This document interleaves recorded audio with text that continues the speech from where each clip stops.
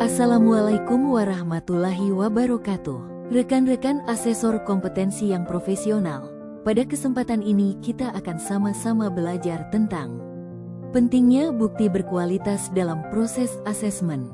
Dalam asesmen kompetensi, bukti adalah dasar utama bagi asesor untuk membuat keputusan apakah seorang asesi dinyatakan kompeten atau belum kompeten. Karena itu, asesor tidak boleh hanya menilai berdasarkan kesan, keyakinan pribadi, pengalaman umum, atau jawaban singkat dari asesi. Keputusan asesmen harus didasarkan pada bukti yang dapat dipertanggungjawabkan. Dalam SKKNI nomor 333 tahun 2020, aturan bukti berkaitan erat dengan prinsip asesmen. Bukti yang dikumpulkan harus memenuhi 4 aturan bukti, yaitu valid, asli, otentik, terkini, dan memadai. Prinsip ini sering disingkat menjadi VATM. Pertama, bukti harus valid. Bukti disebut valid apabila benar-benar sesuai dengan unit kompetensi yang dinilai. Artinya, bukti harus menunjukkan pencapaian terhadap elemen kompetensi, kriteria unjuk kerja, batasan variabel, panduan asesmen, dan dimensi kompetensi. Jadi, validitas bukti menjawab pertanyaan, apakah bukti ini benar-benar membuktikan kompetensi yang sedang dinilai? Kedua, bukti harus asli atau otentik.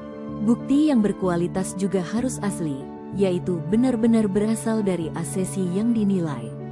Dalam asesmen kompetensi, asesor harus memastikan bahwa pekerjaan, jawaban, dokumen, portofolio, atau produk kerja yang diajukan memang merupakan hasil kemampuan asesi sendiri.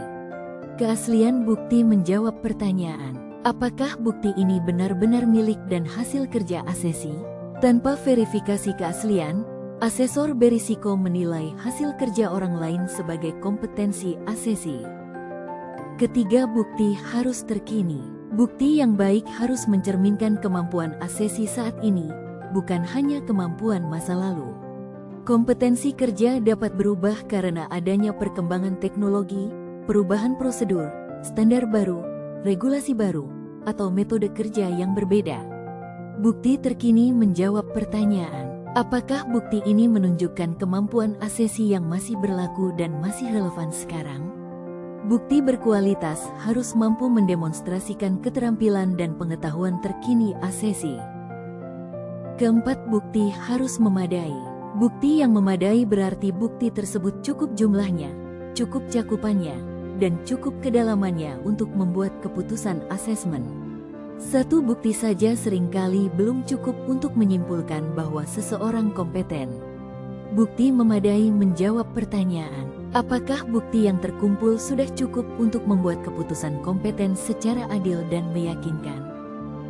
Bukti berkualitas harus mencakup demonstrasi pencapaian kriteria unjuk kerja, merefleksikan keterampilan, pengetahuan, dan sikap, menunjukkan penerapan keterampilan sesuai konteks, dapat diverifikasi, serta memperlihatkan kompetensi yang konsisten dan berulang. Bukti berkualitas bukan sekadar banyak dokumen. Dalam praktik asesmen, sering terjadi kesalahpahaman bahwa semakin banyak dokumen berarti semakin kuat bukti kompetensi. Padahal, yang terpenting bukan jumlah dokumen, tetapi kesesuaian bukti dengan standar kompetensi. Portofolio yang tebal tetapi tidak relevan dengan kriteria unjuk kerja tidak dapat disebut bukti berkualitas. Sebaliknya, bukti yang ringkas tetapi tepat, terverifikasi, dan langsung menunjukkan kemampuan asesi dapat menjadi bukti yang kuat. Sumber bukti dalam asesmen kompetensi. Bukti kompetensi dapat dikumpulkan melalui berbagai metode, diantaranya adalah observasi langsung, yaitu metode yang digunakan oleh asesor untuk melihat secara langsung asesi melakukan pekerjaan secara nyata baik di tempat kerja nyata atau tempat kerja simulasi. Metode ini cocok digunakan untuk skema sertifikasi di mana kriteria unjuk kerja yang dinilai dominan aspek psikomotorik. Kegiatan terstruktur, yaitu metode yang digunakan untuk menilai kriteria unjuk kerja yang dominan aspek thinking skill, biasanya pada kualifikasi teknisi atau analis sampai dengan ahli atau jenjang KKNI 4-9. Asesi akan diberikan tugas terstruktur dalam bentuk studi kasus atau tugas lain yang harus dikerjakan dan hasilnya dipresentasikan di hadapan asesor. Verifikasi portofolio, yaitu metode yang digunakan untuk mengakses asesi yang berasal dari pekerja yang berpengalaman. Penilaian dilakukan dengan mengidentifikasi kesesuaian bukti relevan atau bukti portofolio yang dimiliki oleh asesi terhadap standar kompetensi yang menjadi acuan.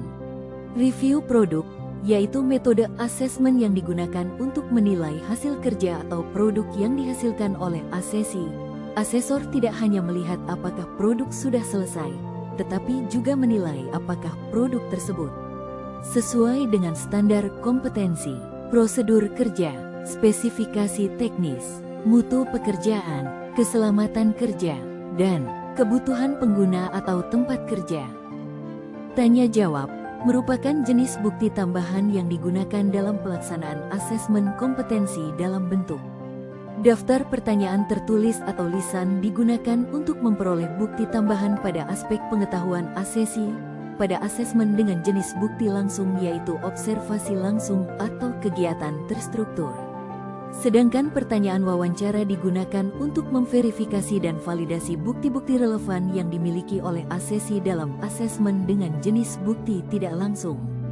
Verifikasi pihak ketiga, yaitu metode pengumpulan bukti asesmen dengan meminta informasi, konfirmasi atau penilaian dari pihak lain yang mengetahui kinerja asesi secara langsung. Kesalahan yang perlu dihindari asesor. Ada beberapa kesalahan umum dalam menilai bukti. Pertama, tidak melakukan verifikasi terhadap aturan bukti terhadap bukti portofolio asesi. Dokumen relevan yang disampaikan oleh asesi harus diklarifikasi agar asesor yakin bahwa bukti tersebut benar milik asesi. Kedua, keputusan asesmen didasarkan atas penilaian uji tulis atau uji lisan.